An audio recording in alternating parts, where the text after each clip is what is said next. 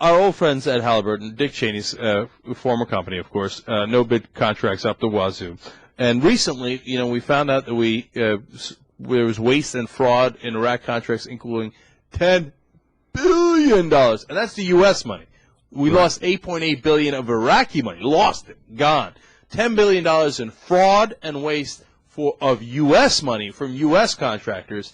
But it's not fair to smear everybody along with the general, brush. Let's get into the details. Maybe Halliburton had nothing to do with it. Of course it had something to do with it. Turns out Halliburton was responsible for $2.7 billion in fraud and waste. You know what that means? They stole that money from you. Now, what kind of accountability has there been? Nothing. Not a zip. What kind of accountability will there be when Al Franken is the senator from Minnesota and Michael Schur is the congressman from Virginia? Complete accountability. Okay, but we leave that for another day. So that's, by the way, over a quarter of the waste and fraud is just Halliburton, just one company, okay? So now, curious thing happened over the weekend. There's news out that Halliburton's going to move their headquarters from Houston to Dubai, right? I don't know if you know this, Dubai is not in the United States of America. It's in the United Arab Emirates. And I remember we, stopped a certain porch deal from happening because the company was from Dubai. Yeah, which, I mean, what's interesting about this is you think it's almost like the way we're holding, political prisoners in secret prisons abroad. It's now they're going over to Dubai to somehow skirt American law, perhaps. That's what it sounds like to me. No. Are you kidding me? Of course! That's why they're going to Dubai. Okay, look, I know that there's oil in that area, and Halliburton deals with that, and obviously they have reasons to be in that area. And look, and they have offices throughout the world. That makes perfect sense to me, and I'm not getting on them for that. But you don't move your headquarters unless it's for legal reasons and financial reasons. By financial reasons, I mean tax reasons. Right. Okay?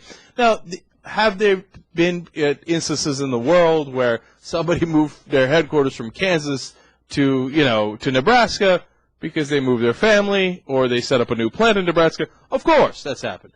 But you don't move them from Houston to Dubai or to the Cayman Islands or to Iran or whatever unless it's normally for legal or tax reasons. Okay. Right. So reason number one, my guess is, they're going to avoid all American taxes. And Dubai has very lenient tax policy, okay? So they're going to pay very little taxes there.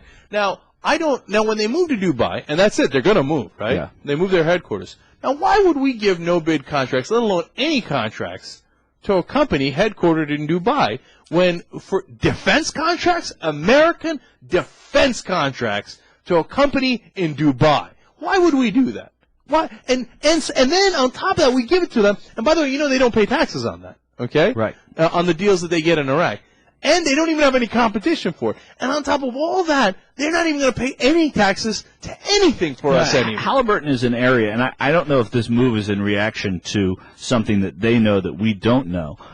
But we don't know yet what this Democratic Congress and what the oversight of the Democratic Congress is going to do about Halliburton. Because to me, it's one of the most, offensive parts of the corruption of this administration is Halliburton, if not the most offensive part. And it doesn't talk about torture and it doesn't talk about prisoners, but it is so blatantly wrong.